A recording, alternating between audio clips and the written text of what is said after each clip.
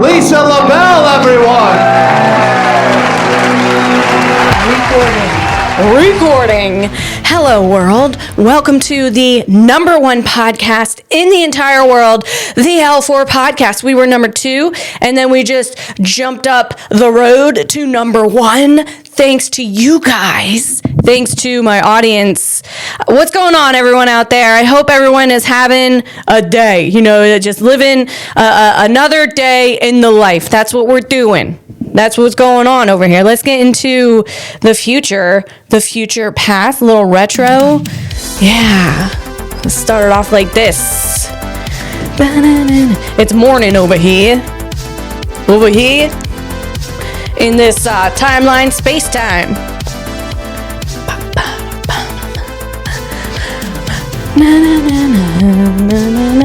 Get some coffee. Y'all, we have coffee all throughout the day. So we're like, what time is it? You can't put the time on the coffee. It's not a morning thing. It's an all-day thing.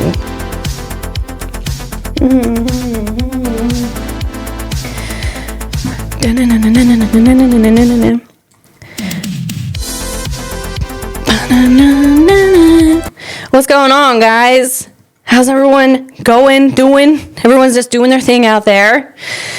And gosh, this past week has been really incredible. Just little wins. That's what you got to do on this journey. When you are trying to build something, anything in life, you just got to take those little wins along the way, and then they start stacking up.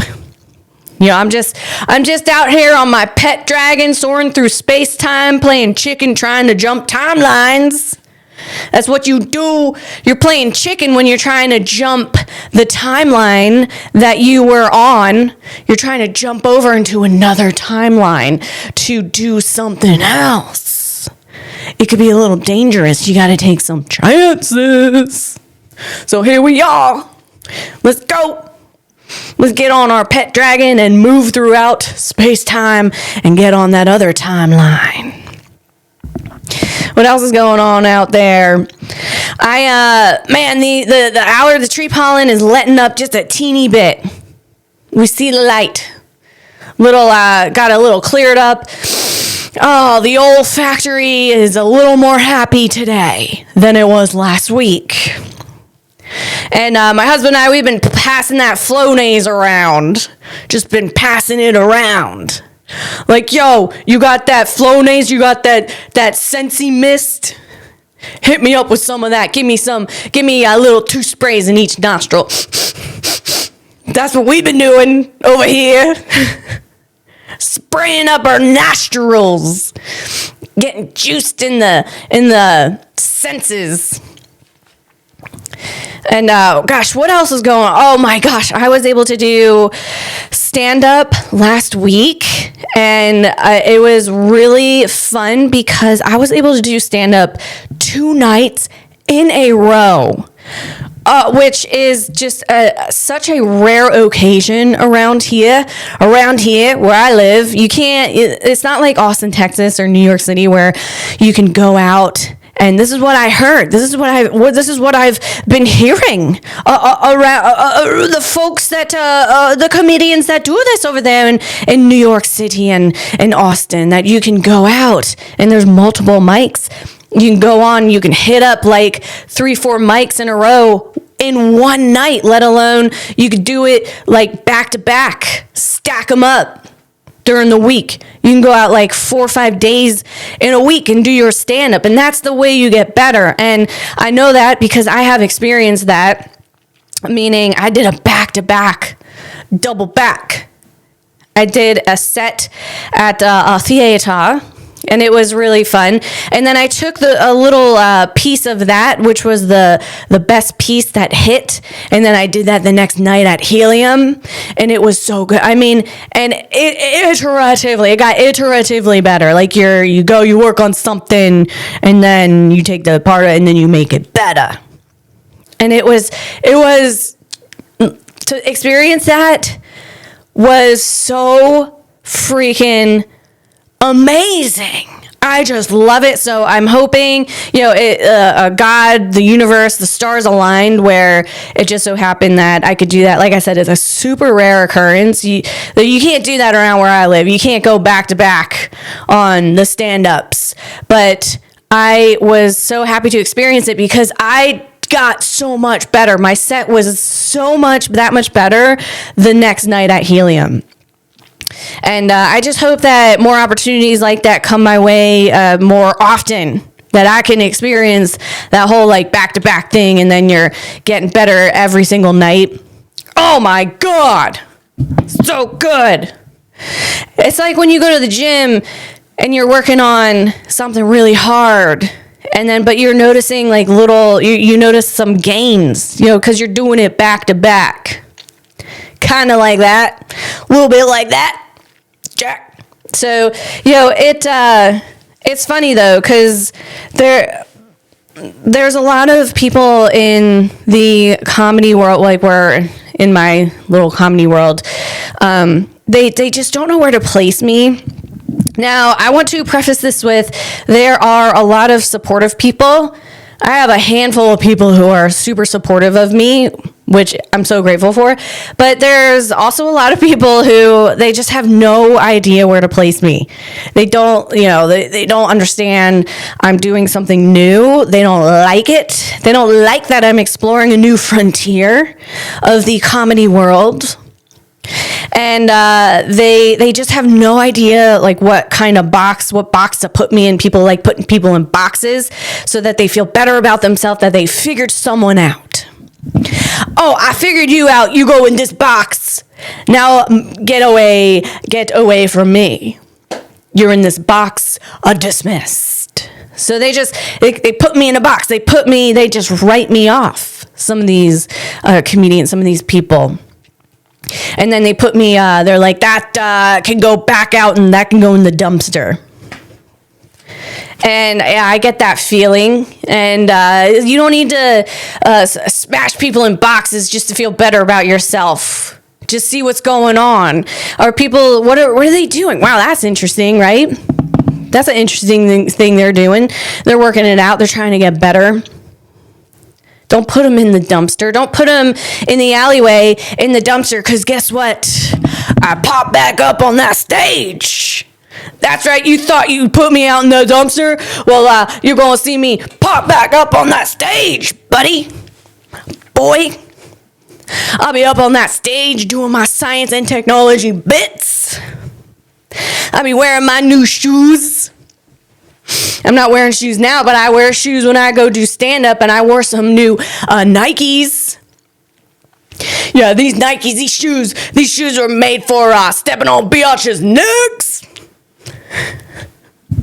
And not just female. Actually, a lot of the females that I came across are like so supportive.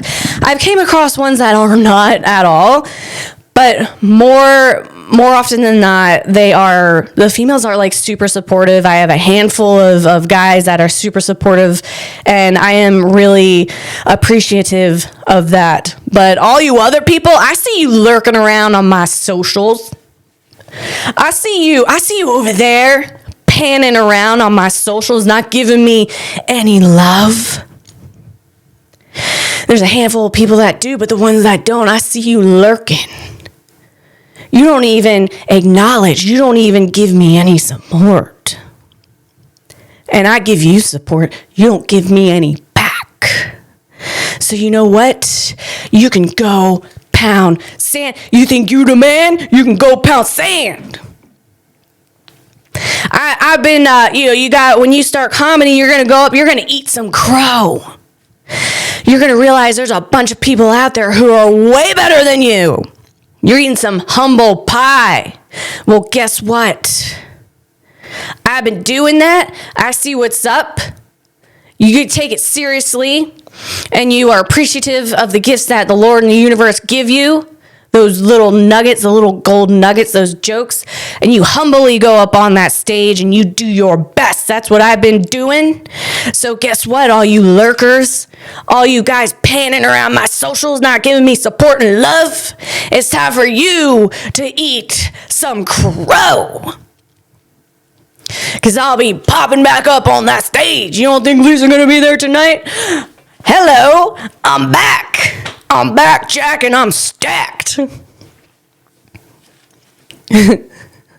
Na na na na na na na na na na na na na wah wah wah wah. So that's what's going on. Yeah, but man, I had so much fun doing comedy back to back like that. So and yeah, it's just great. It's great. Like, jesting is my business. Making those jokes. What else is going on, guys? We have, let's see. What else? Yeah, what else is going on? There's a lot going on in the technology world. So you know what I want to do? I'm amped up, man. I'm amped up. In the morning, I took my stack. I got my caffeine. Let's listen to a little more of this past, future past music while we take a sip of our coffee.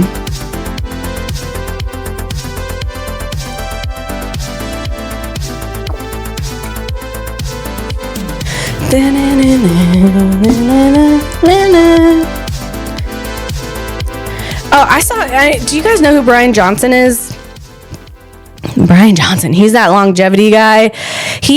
I think he's like a billionaire. He must have started a company and then sold it. I don't know where he got all his money, but he has a lot of money to do all this longevity stuff. And I'm sure he's like a super nice guy. I saw him he's been going around the podcast world. He's been doing interviews. And David Freeberg from the All In podcast, he recently interviewed Brian Johnson and about psychedelics. So something. He did something.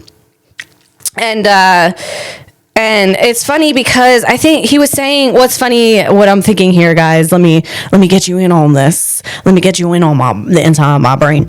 So what he was saying, how there's some tech leaders who have gone off and done the psychedelics, and then they come back and they just completely abandon their business.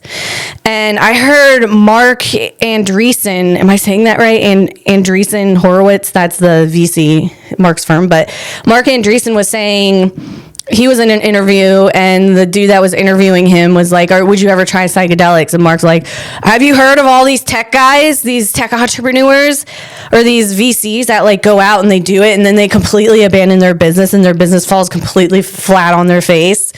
And, these people, they might be happier now sitting in the woods off the grid, but basically, I think, Mark's like, I don't want to... Yeah, no thanks. It's like, I don't want to, if that's happiness, I don't want to know what that is. I don't want to find that out. I'm right there with you, all right? But Brian Johnson, he did it. He took a chance, and he went and he did that, and he tried the psychedelics, and David Freeberg interviewed him about it. Go check it out if you're interested in that. But Brian wears the tech... that is the tech uniform. And that is you're going all black. So you're doing either like a black blazer and a black shirt. That's the Elon Musk tech uniform. Or you can do the black leather jacket and the black t-shirt. The black leather jacket. That's Jensen Huang over there. Paul Mikesell, he wears that black leather jacket. He's a tech entrepreneur. When you get to a certain state where you have a business and you went ahead and you had this idea in your head, and then you were able to execute and scale and make your business successful, that's when the universe bestows upon you the tech entrepreneur uniform. But some people, they look like they look like the Antichrist in this technology uniform, and that's Brian Johnson. I'm not saying he is, and also I think he's probably just a really nice guy and super genuine. He wants to help humanity. But some people, when they wear all that black, and then he was wearing a necklace, and it looks like an infinity symbol thing. It just is like, dude. I don't know, man, but that's yeah, that's just kind of what I was thinking there. Okay, sorry about that, guys. I'm back. Thanks for bearing with me throughout all of the technical snafus that come along with being a self-producer of my own podcast. I'm working through it with my AI agent, so thanks for hanging in there with me with that. So anyway, speaking of longevity, we were talking about Brian Johnson and all of his longevity research, and we weren't talking about his longevity research, but he was recently interviewed on David Freeberg. I was talking about his outfit.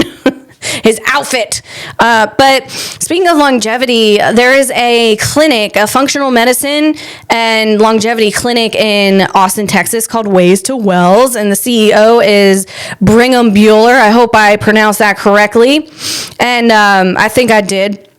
But yeah, it's they're incredible, and they built a new, I think it's like a year old now, but it's a longevity lab, and they have made this space so incredibly beautiful. And I just appreciate anyone who builds beautiful spaces. Not only are they thinking of the experience of the client and making the best products that they can for the client, but they're also thinking of the experience of the client walking into the clinic or this longevity lab. And you gotta go check it out for yourself. I'm hoping one day I can walk in there myself. They have a huge Monosaurus, I think that's how you say it. It's like a Monosaurus skelly on the ceiling, suspended from the ceiling. This Monosaurus skelly is suspended from the ceiling. It looks freaking amazing. It looks like it's swimming through the air. That is so freaking cool. I would walk in there and look up and just kind of stare at that thing for at least a minute. That's the coolest thing. I want to see that in a longevity lab. So, and speaking of beautiful spaces, Gwen Shotwell, she was recently interviewed, and that is the CEO of SpaceX, talking about how Elon builds beautiful spaces. SpaceX is so incredibly beautiful to walk into. It's just a really incredible experience. You know, the vibes are great, and we have to get back to that. We used to build beautiful things in America, and then it just kind of stopped. I think in like the 50s, it's like, hey, let's make everything look like let's make everything look like the Chernobyl. Maybe not to that extent, but no, but I'm talking about like those places you see. I've seen these places in Russia where it's just all these apartment buildings. They're all just like square. It's so depressing. It's like Soviet feel. It's like a Soviet feeling. You know, it's not a pleasant experience at all. It's so depressing. So let's just get back to building beautiful spaces for people. People would be in a much better mood. I think people would treat people better, and the vibes would be really great. But I appreciate what Ways to Wells is doing and what they did with their space. So speaking of Elon, I talked about Terafab last week, and that Terafab, so Terafab is Elon's new factory where he's going to build GPUs, chips for his full self-driving, Tesla full self-driving, and also Optimus, and also chips for the orbital data centers. They got to be able to handle radiation. It's called rad hard. What you up to? Oh, hey, it sounds like a nickname. Oh, yeah, that's rad hard over there. He got a little hard from all that radiation. He got a shell on him. You got to crack it open with a shiv. But, no, they're making these chips. And in this Terafab lab.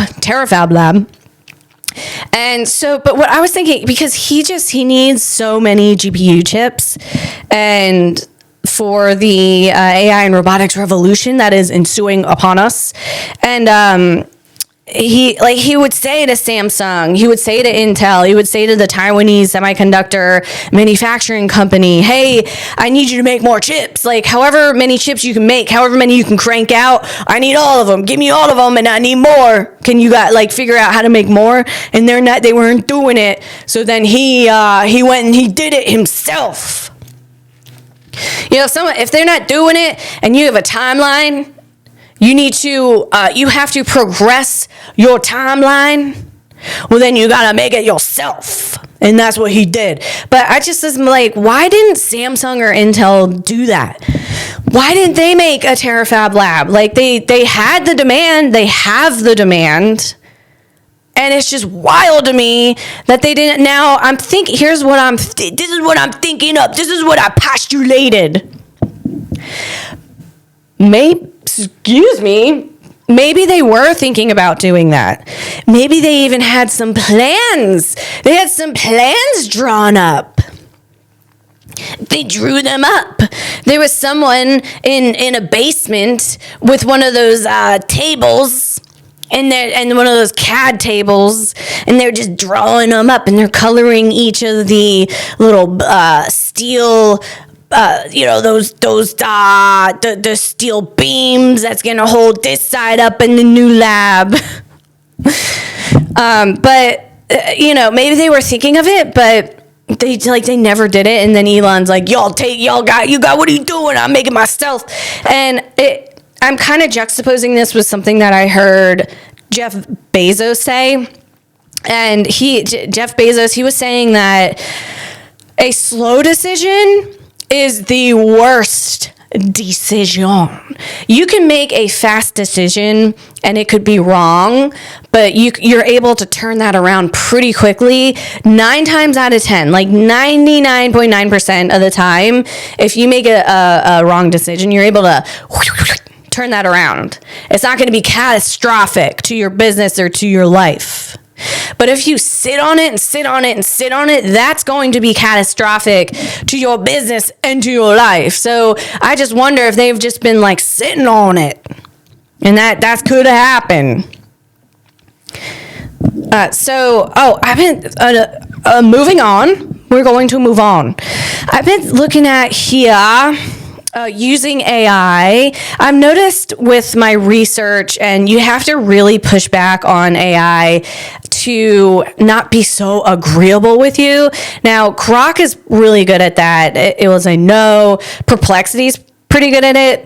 But Gemini, I use Gemini a lot. I just like the way that Gemini puts its data together, and it's just very digestible for me.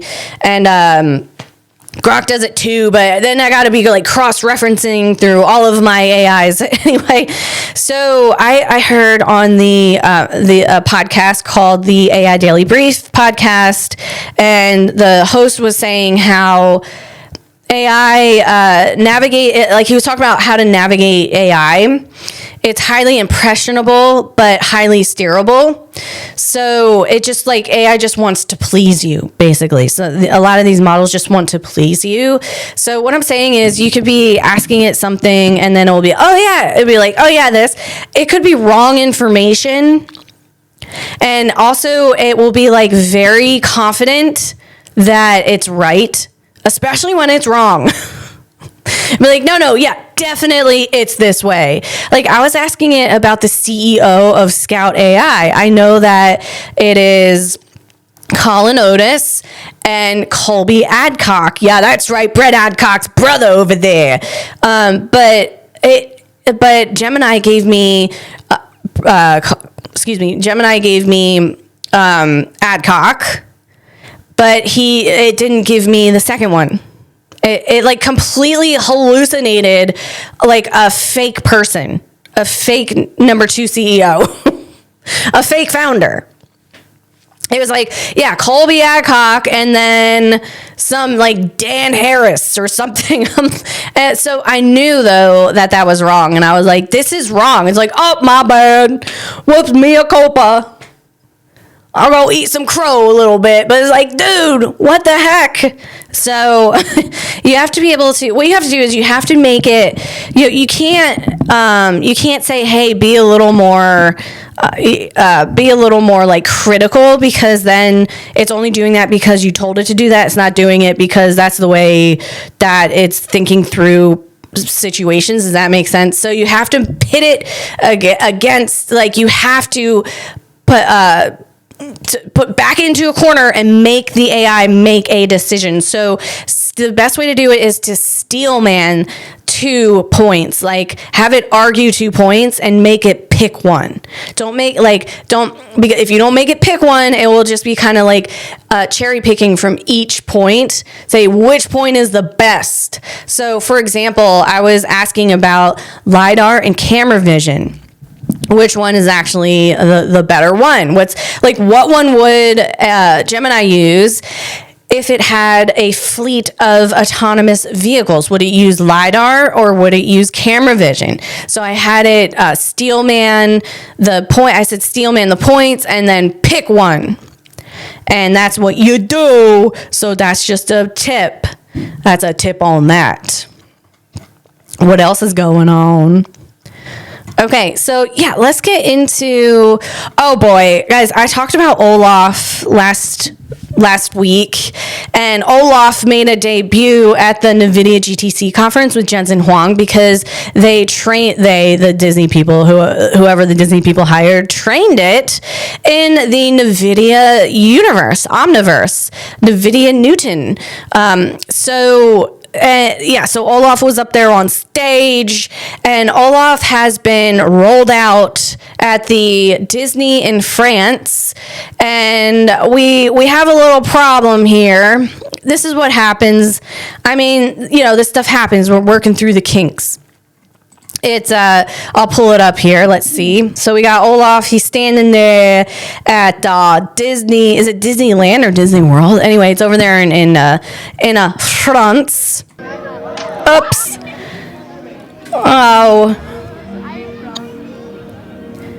Olaf just falls over. Oh no!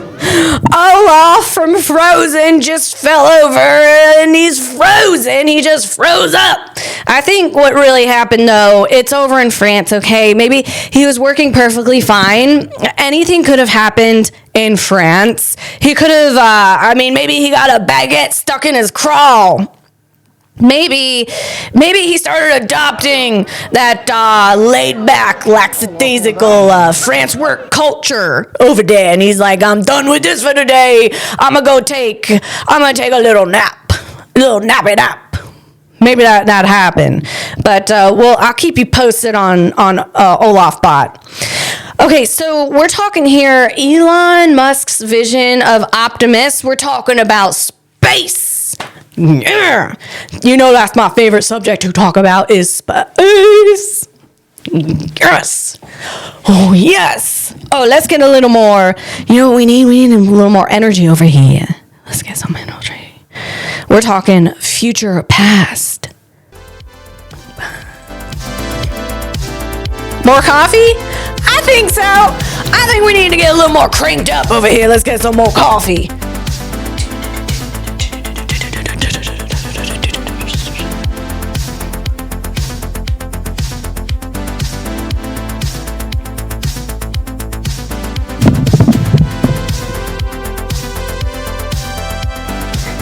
All right, got a nice big sip of that coffee.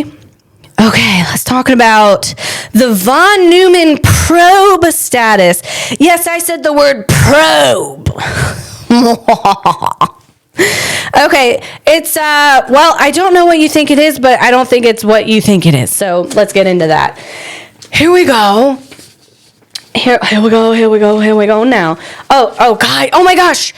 My husband let me play some of my own music last weekend. He let me play some of my music. Holy smokes. I was like, husband, I want to listen to some of my music for a change. Now I like his music. I could take a little bit early rudder. I can only take so much of that, man. Just, sounding his way through the words. And Eddie Vedder, why don't you say the whole Eddie Vedder, what are you saying? You're just making the sound of the word.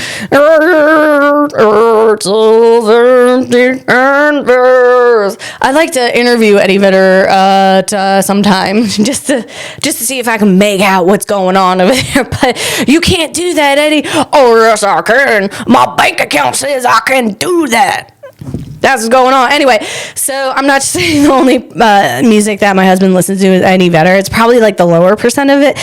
Anyway, he let me put some Creedence Clearwater on. Yes. Yes.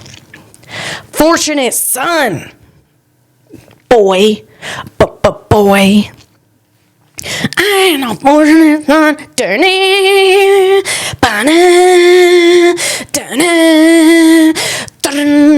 Yeah, so that was fun.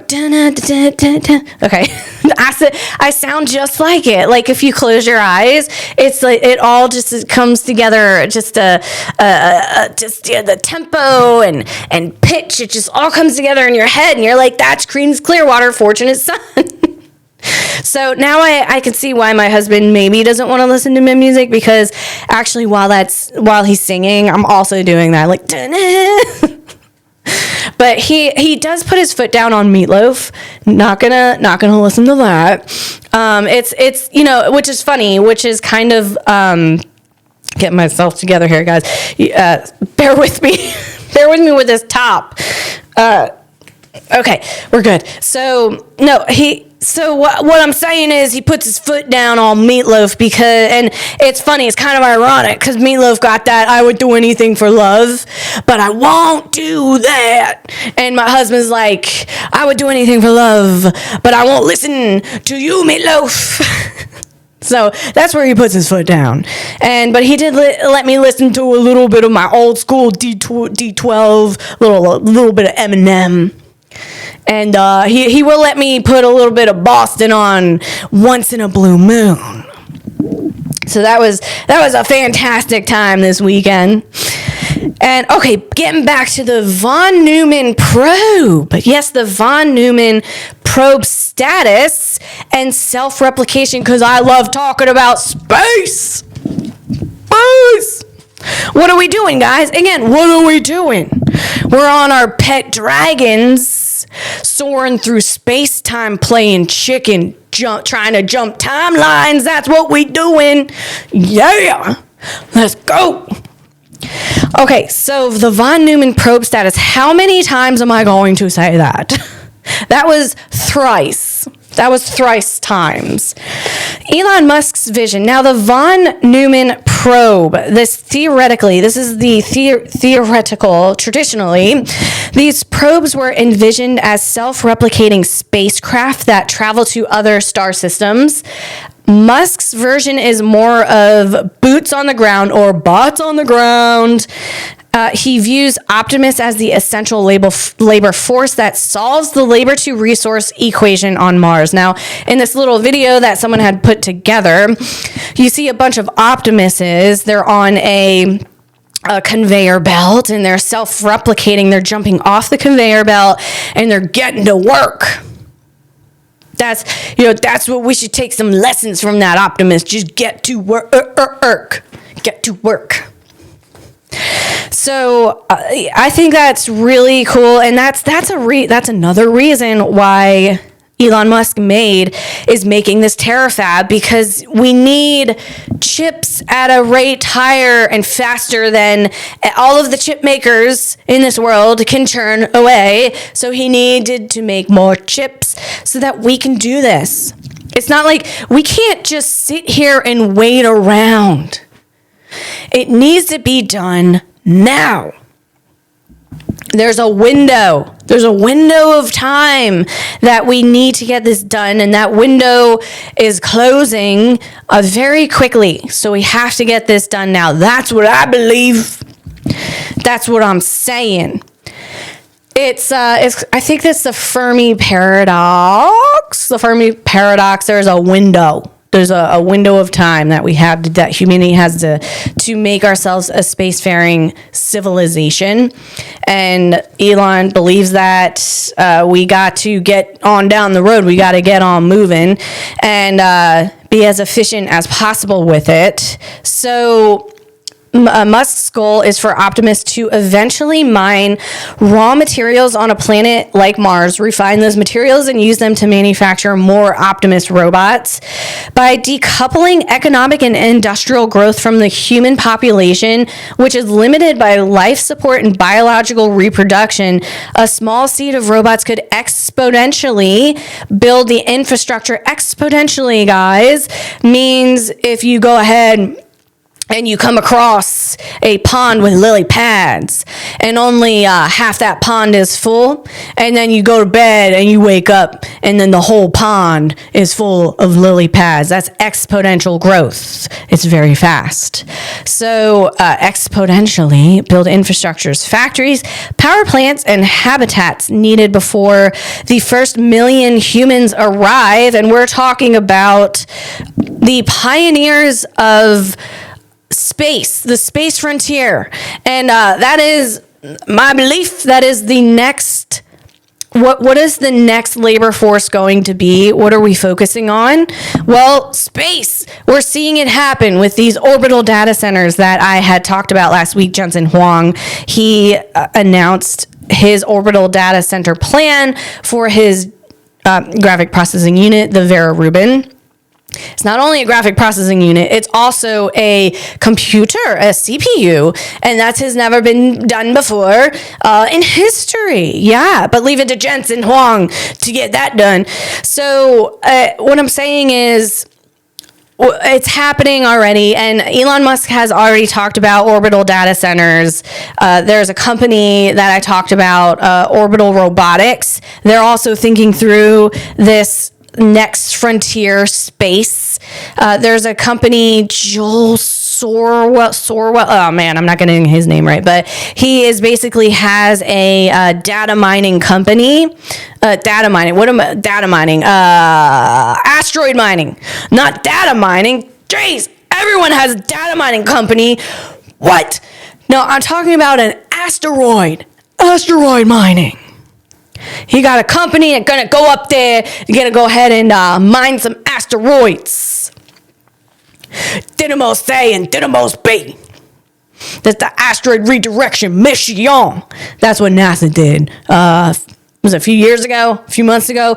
It all kind of runs together. I've been studying these things for a little while now. The NASA mission to go up to the asteroid. That was a redirection mission, though. It wasn't a mining mission. NASA went ahead and sent a spacecraft up to see if we could redirect an asteroid in case it was heading to Earth. And it was just a test mission. The asteroids were not headed to Earth, but they went up there and they're like, hey, if we go ahead and smash this thing into this asteroid, will it turn the trajectory of the asteroid? And you don't need to turn the trajectory by a lot. It's just by maybe like a few centimeters, and it will push that thing away by a lot. So back to this, the space is the next frontier of hard labor, of any kind of labor, really. So it's really, I love talking about this. This is really cool. And we're going to be sending the first human beings up to Mars. Now, NASA is training a group of astronauts, a lot of astronauts, to go to Mars. They have a habitat, a 3D printed habitat at the Johnson Space Center called the Mars Alpha Dune, and it's a 1,700 square foot habitat that was 3D printed by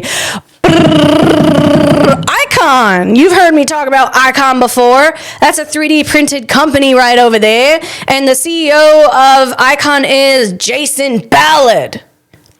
Now, Jason Ballard, I think he used to wear those Kenneth Cole tech sneaks, but now he's over there in Austin. He's wearing those cowboy boots.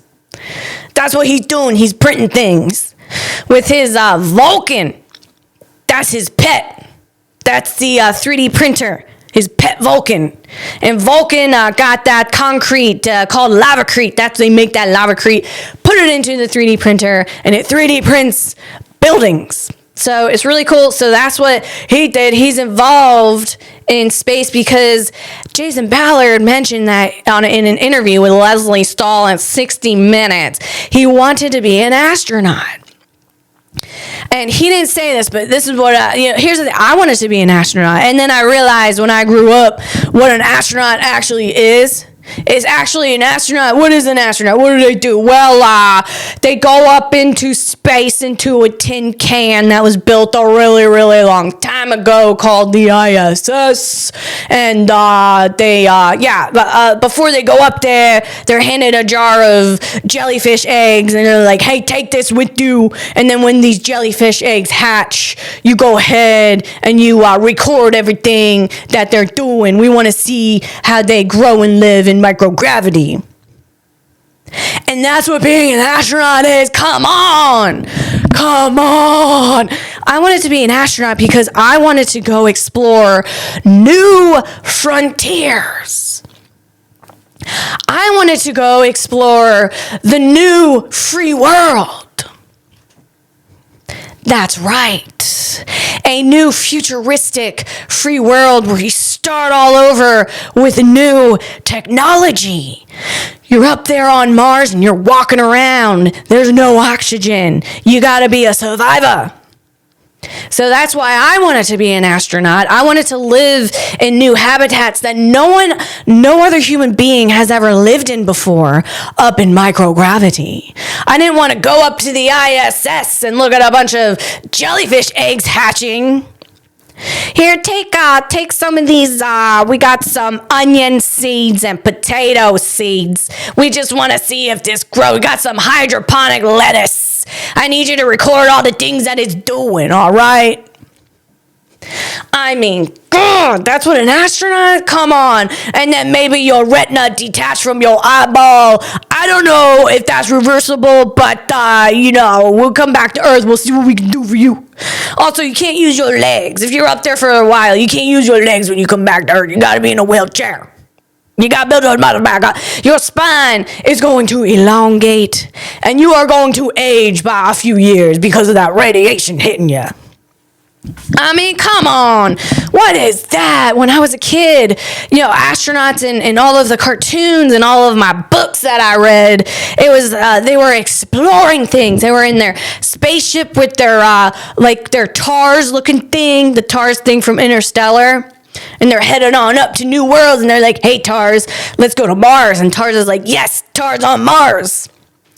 That's what I was excited to do. So that's finally we're doing it. Finally, NASA is training astronauts and talking about going to Mars. Now, these astronauts, there's actually one astronaut in particular. I think she's like 24, 25 years old. She's training to go to Mars, never to return again. And that's it. That's my spirit right there. You know what spirit that is? That's the, what is that? What was her name? It was, let me think. It was the Indian who helped Lewis and Clark. And,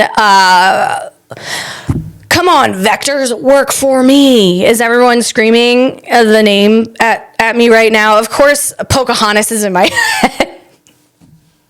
No, it's like Saskatchewanian something. Good God, now I gotta look it up. Bear with me. Sacagawea. Okay, anyway, it's the Sacagawea spirit.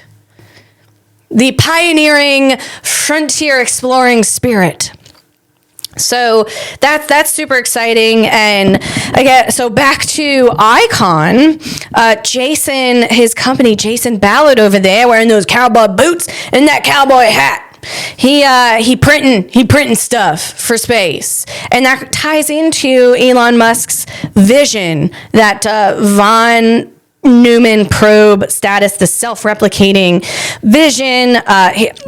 Jason Ballard wants to get his machines onto the moon, onto Mars, building infrastructure so that it's all ready for when the humans arrive. And man, Jason's company, I've been following it since 2018, 2019, and my mind just freaking blows out my peach every single time, just blows right out my dang on butt. So yeah, Jason, he's a really cool guy. He had a vision and he executed it, and now it's scaling. The future of housing is 3D printing, by the way. The future of infrastructure in microgravity and space is 3D printing. So Jason's going to send on up his maybe Vulcan, or Vulcan is a gantry style. Gantry is where you have tracks for the 3D printer to be going up and down, or maybe like it's a square, ding, ding, ding, ding. It can go up and down around it. And, but then they just made a Vulcan's cuz, and it's an arm. So it's an arm that rotates around, it rolls around.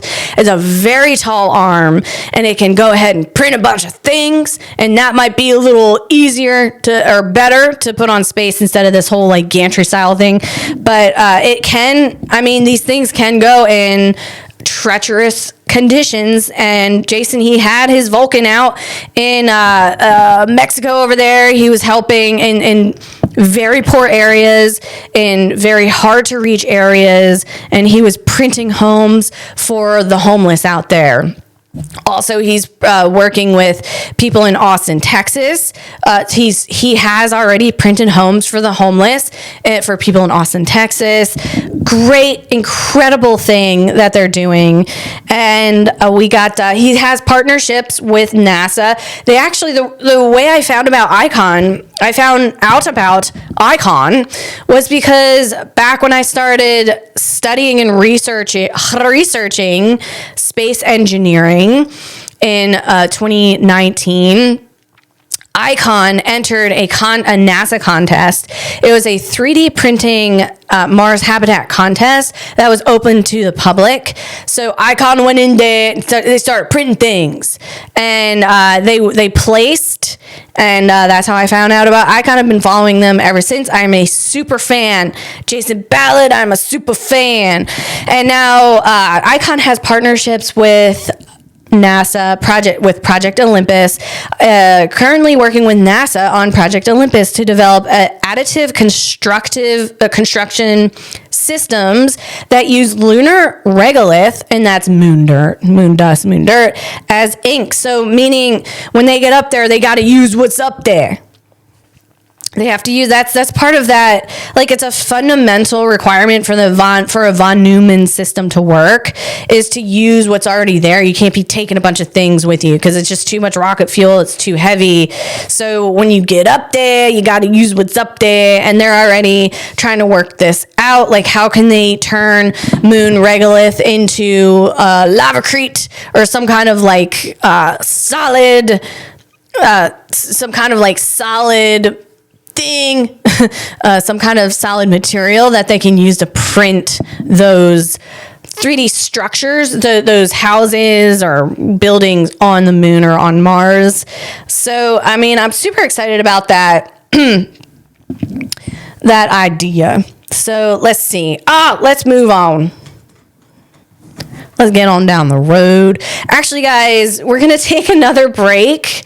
Bear with me. I drank a ton of water, and as you can see, I have been drinking a lot of coffee, so I'll be right back. Okay, we're back.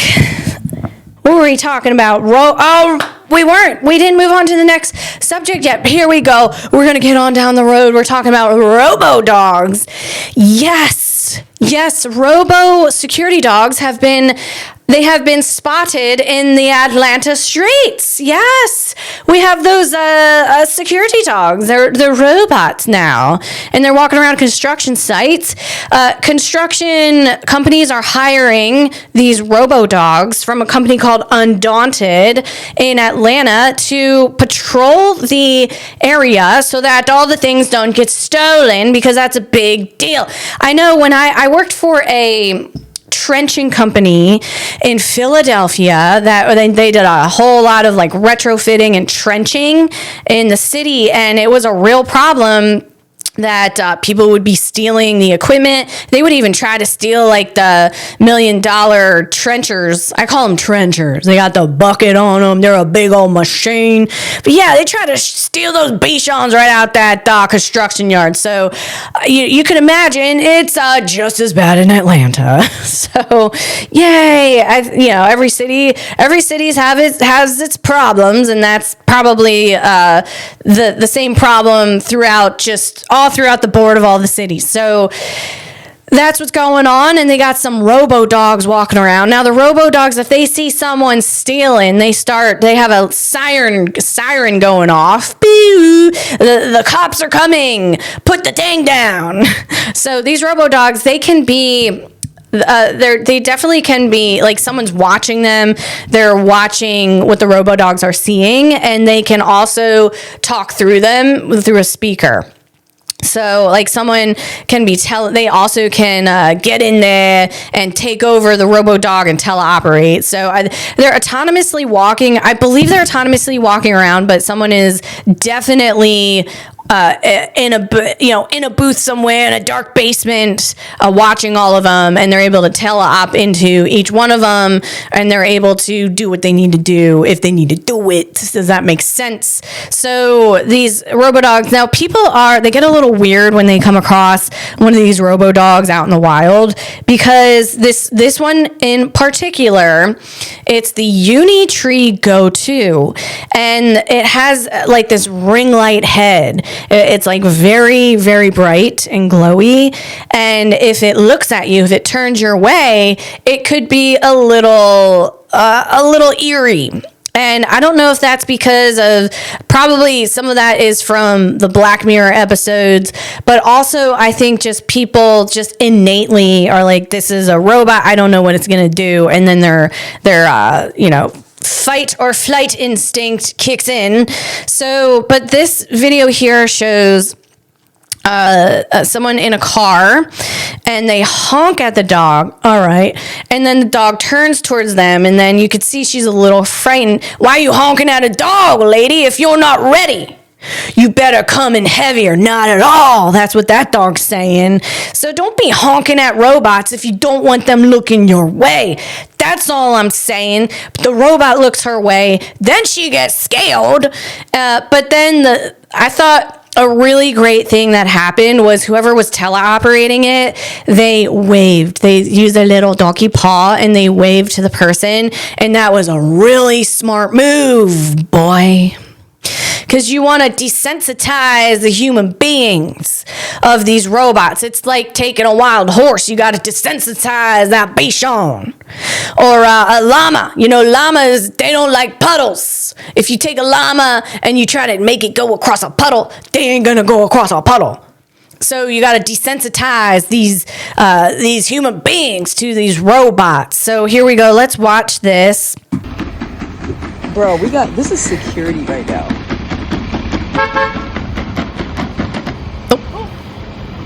Oh, ring light head. Oh, it's wavy. Oh my gosh. Okay, if you want to turn a woman's heart away from survival instinct, fight or flight, you go ahead with your robodog, you make that little paw wave at it, and that will just melt them right up. They'll just eat that right up.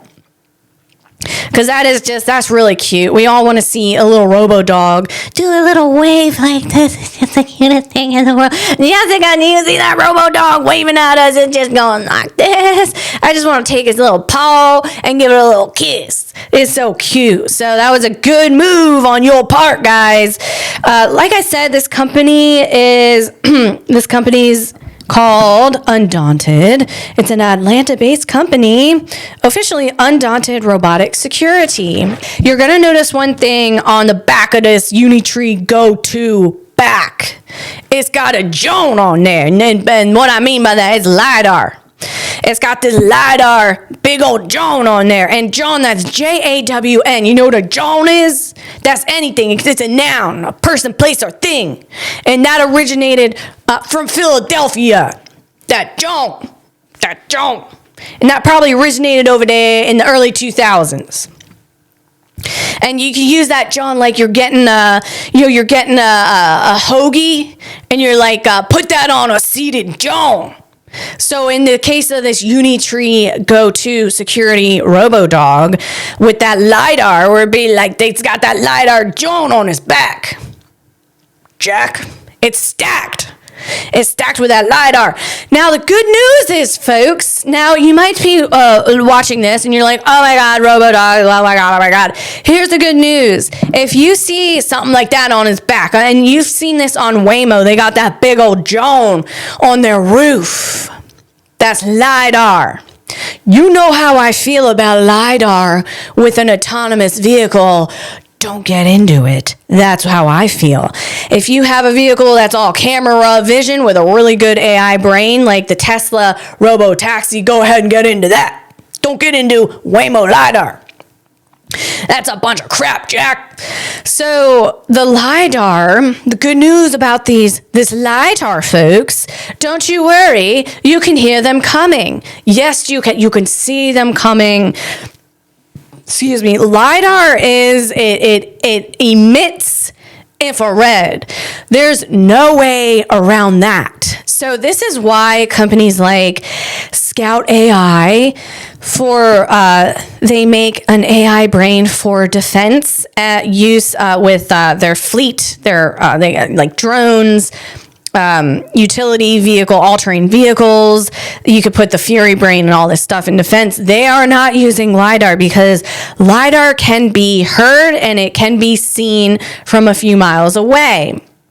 So these robodogs, if you have your phone, your iPhone, and it doesn't have a very good infrared filter, you're going to be able to see like a glow around these dogs.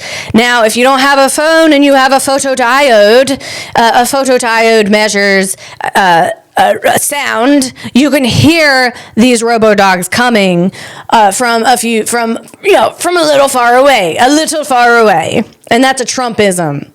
I might do it today. Maybe I'll do it. If this thing doesn't work out, I might do it. But I definitely maybe will do it. So yeah, you can hear it from, a little far away. And let me see. Bear with me. Specifically, a photodiode. I like saying it like it's a phonograph, a photodiode. That's what it sounds like. Most LiDARs pulse at very specific frequencies. If you point a photodiode at a LiDAR robot and plug the output into a speaker or an oscilloscope, you won't see a picture, but you will hear a constant high-pitched whine or buzz. Because lasers are highly concentrated beams, a photodiode can hear the pulses from a LiDAR robot long before the robot's own sensors are close enough to see the person holding the photodiode. It's like hearing a loud stereo blocks before the car turns the corner. Advanced trackers can identify a specific robot model by its scan pattern. Different LiDAR units have unique pulse frequencies and rotation speeds that act like an electronic fingerprint. So what I'm saying, guys, is don't fret. Because if you really want to hear these robots coming, you can. So nothing to be afraid of. Now, the problem with LiDAR to me is that these Unitree Go 2 dogs, I don't think they come with LiDAR. You got to put that Joan on top of it. They can be walking around, and then if you have another fleet of robo-security dogs, their LiDAR can see the other LiDAR So now you have all this LiDAR going on with all the other LiDAR. LiDAR can, like with an autonomous vehicle, it can cause, you have the one LiDAR pointed this way and one LiDAR pointed this way and that way and this way. It could cause conflict. And that to me is not great, because then it can cause latency on a decision. And then you're going back to that Jeff Bezos, slow decision is way worse. It's just the worst decision ever. So that's what I think is going on. I like that camera vision because it's stealthy. That's all I'm saying. So that's what's going on over there in Atlanta. What else we got? So now we got Figure, a update on Figure, and that's Brett Adcock over there. He's the CEO of Figure, and now I call Brett Adcock, he is the Luther Vandross of robots, because he's so smooth with the robots. Now, this is another CEO who he makes things for himself, like Elon Musk. Elon sees these chips.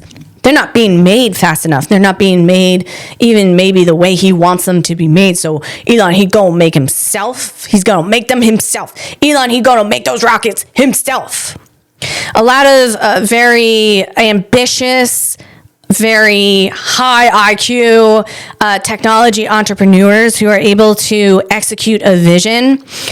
They find out that things aren't made for the thing they're trying to make, because the thing they're trying to make, there's no production line for it. There's no parts for it. So like Brett, he makes his own batteries for his robots. He makes those in-house.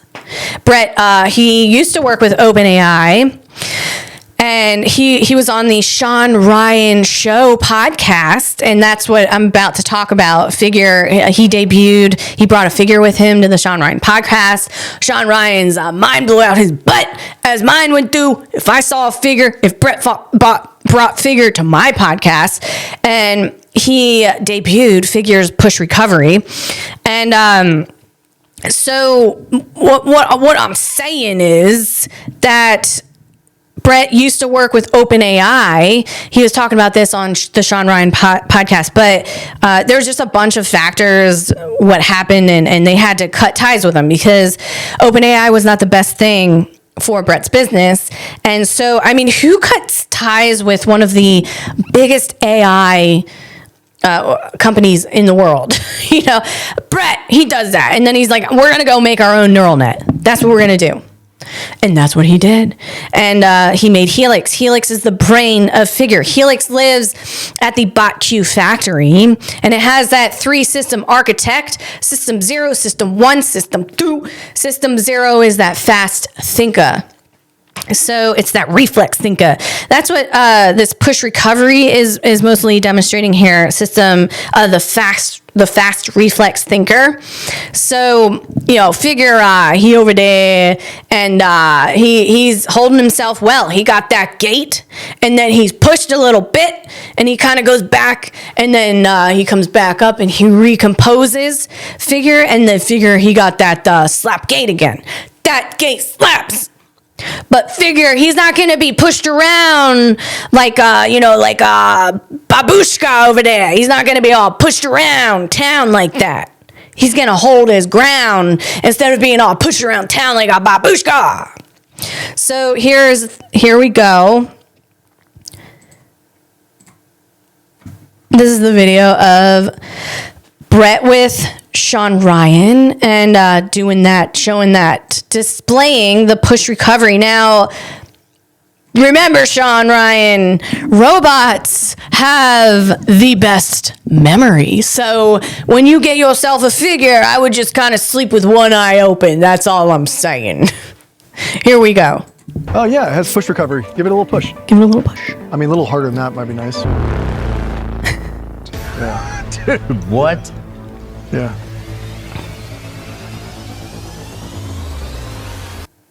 It's about 130 pounds, 5'6", and we basically designed it to do most things, like a lot of things humans do. All this walking and all the robot movements. Cute. I love its little noises. There's no code helping us do this. Holy What do you shit. think? Awesome.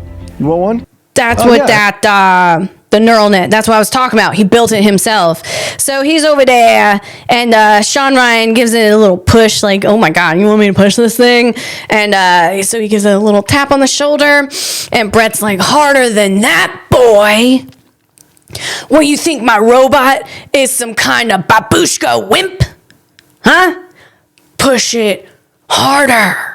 And then Sean goes in with both hands onto both shoulders, and he got a little oomph behind him. He's got a little, Sean's going in with that chutzpah. He's like, boom, I push you, Figure. And Figure's like, what? And he recovers, and the Figure's like, go ahead, push me again, boy.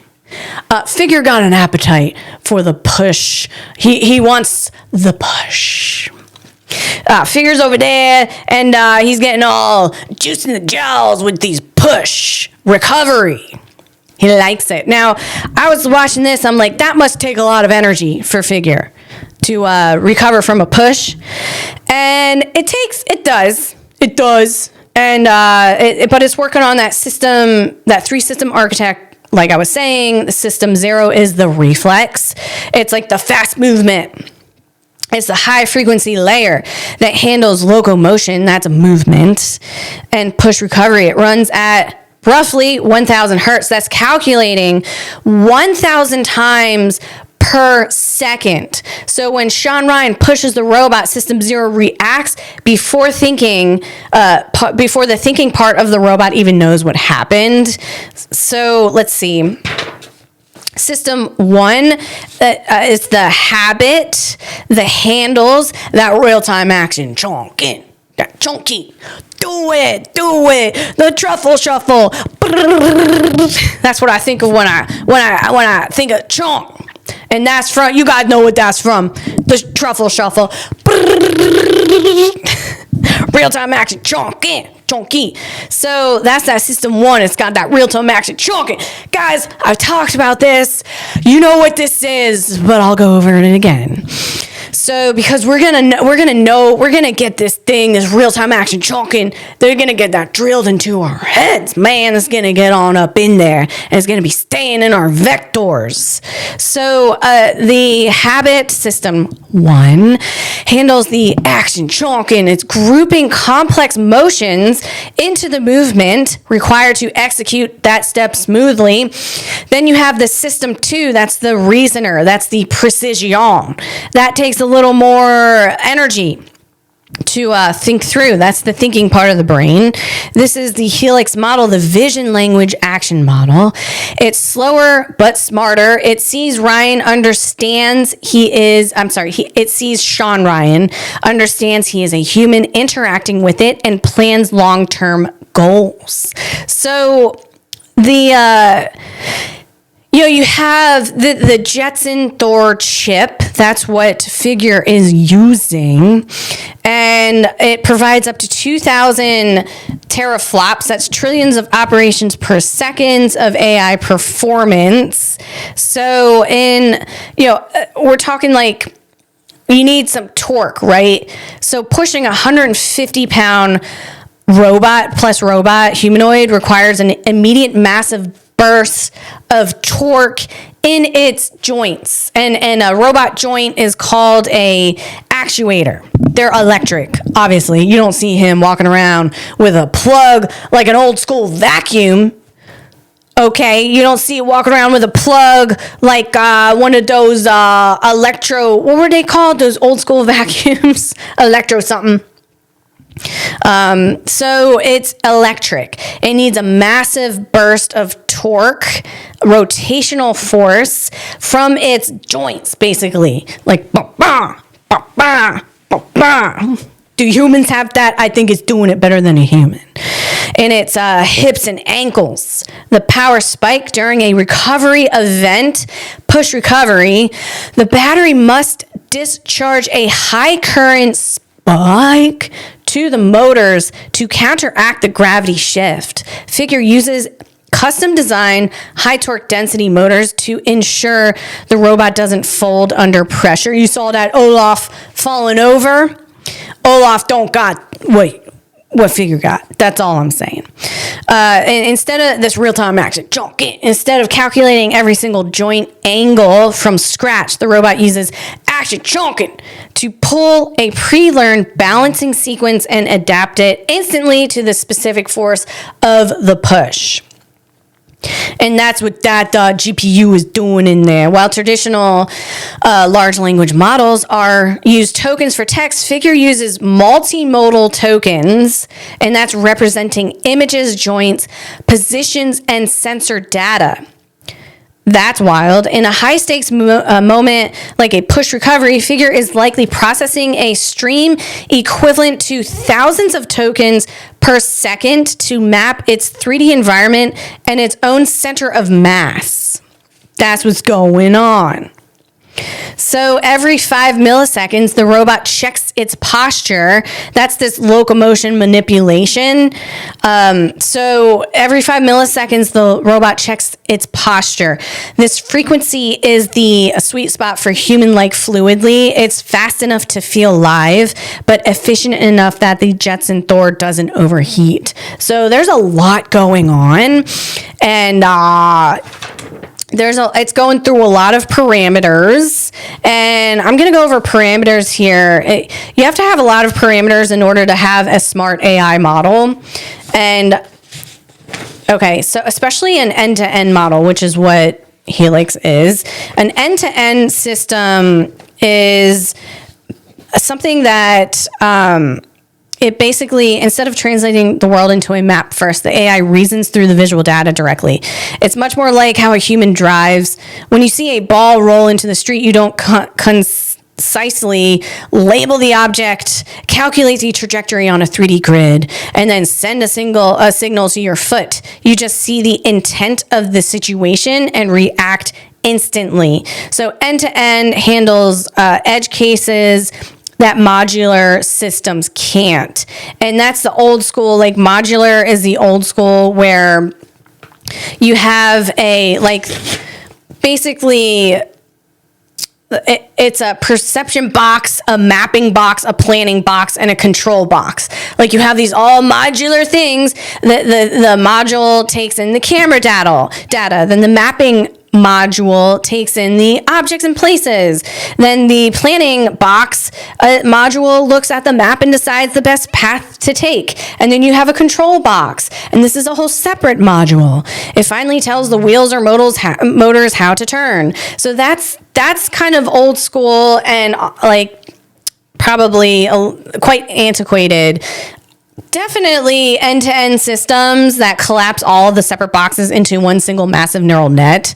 Input raw sensor data, the video feed from the cameras, output direct control commands, steering, braking, acceleration. That's going to be a much more expensive stack than the modular stack. So I'm talking about, now I'm going to tie that into parameters. A parameter is the more parameters an AI brain has, the higher IQ and more intuitive, quote unquote, it will be. So yes, bigger is better in the AI world. Okay, so finally somewhere where bigger is better. Well, I mean, hang on, that can be argued, that can be steel-manned, but what I'm saying is bigger is better in the AI world. So you want a lot of parameters, you want billions of parameters in the AI world in order for your model to be super smart, high IQ, passing the SAT with flying colors. That's what I'm saying. So a model with, say, 100 billion parameters.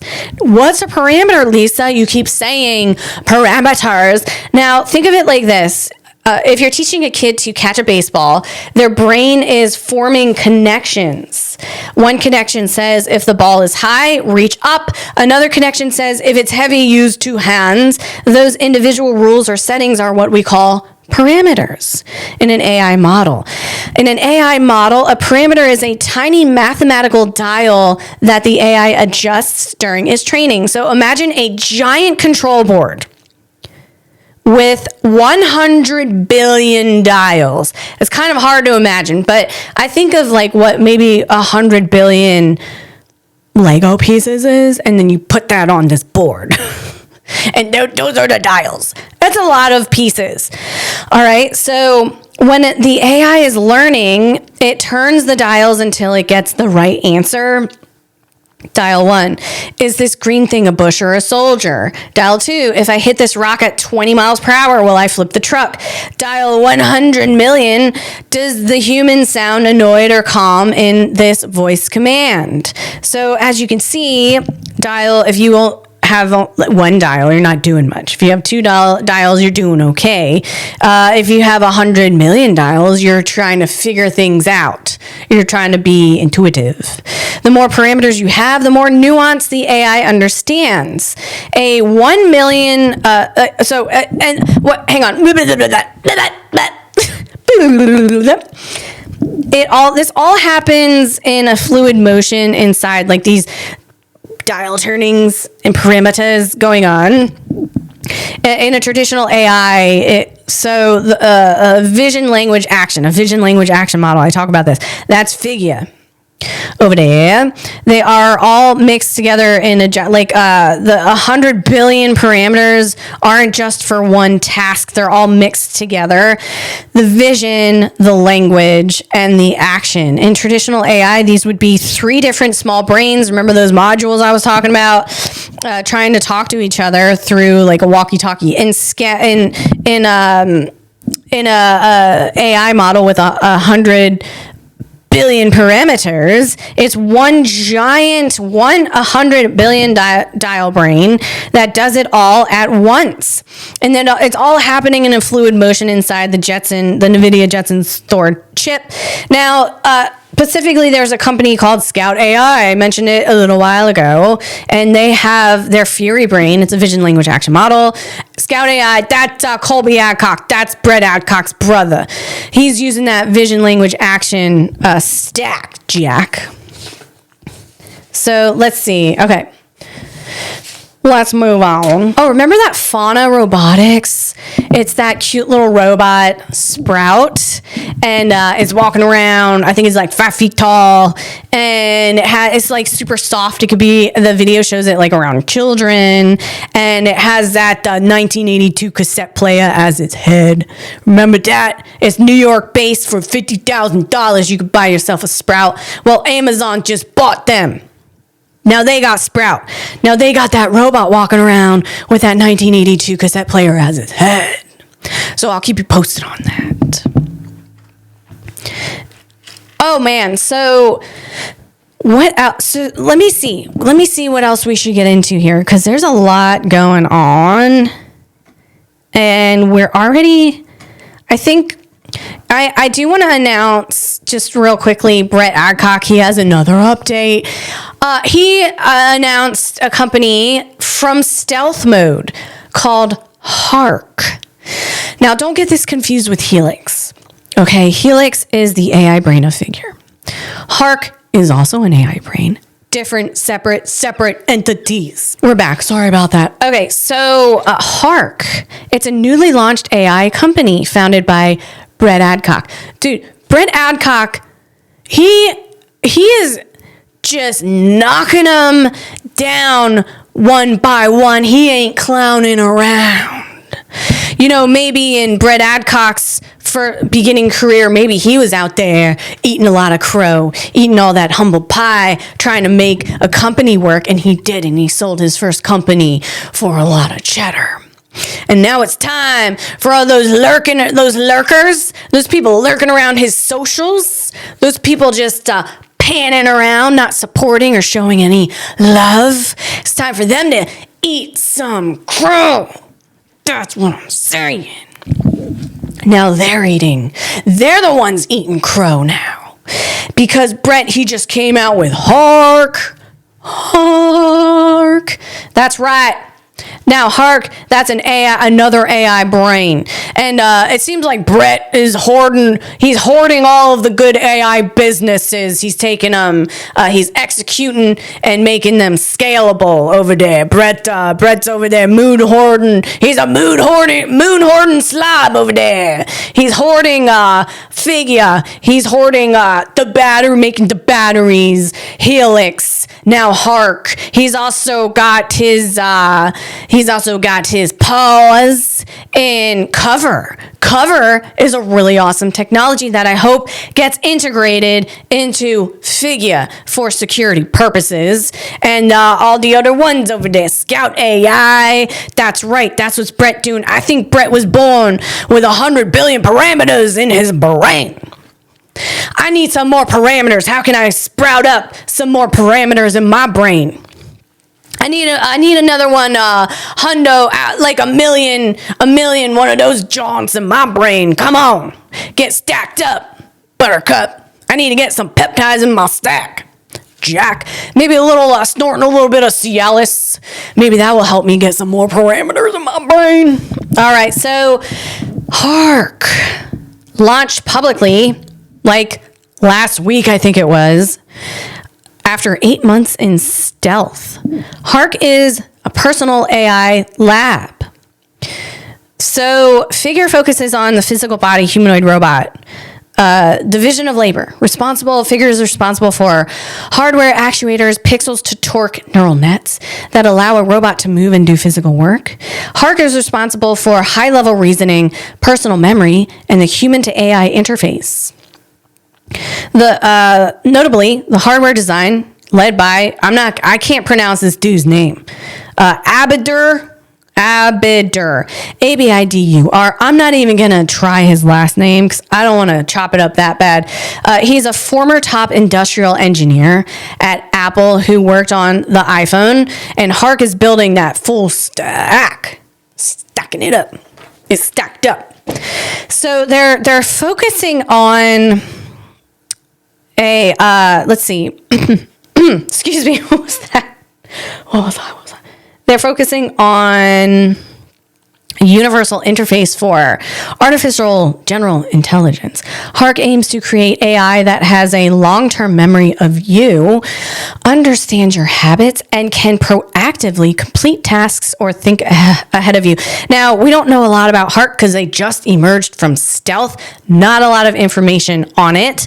But knowing what I know about Hark, the little bit I know about Hark, and knowing what I know about Helix, which is Figure's a neural net, is it right to postulate that maybe the two of them, they will become one.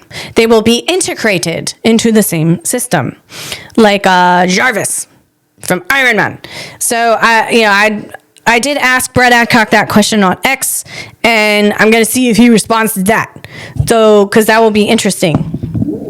And you know what? I think we're going to. That will be. Yeah, we'll end on that, and we'll have just. I'm actually going to throw in a really interesting. It's not really interesting. It's kind of ridiculous. So let's look at this absurd clip together. Here we go. It's quite absurd. Here we go. Oh, dude. Oh. Oh no. Uh-oh. Are you going over to pick up another humanoid? So we have a robotic arm. Jeez. We have a robotic arm, and it's displaying a humanoid robot. It has it suspended in the air, and the humanoid robot is like twisting and turning it. And then as it drops it, and the humanoid goes ba-boom, flop, and now his kneecap in someone's coffee. And his C6, C7, that's in someone's beverage over there. It hit someone in the eyeball.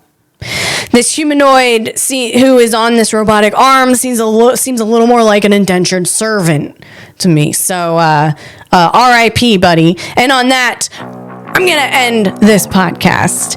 Everyone, have a fantastic week, and I will see you next time. Bye.